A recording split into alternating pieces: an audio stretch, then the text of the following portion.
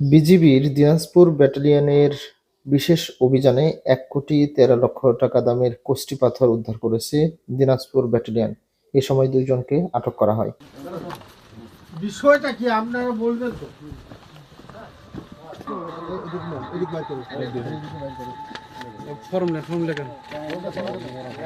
আচ্ছা, বিষয়টা আমি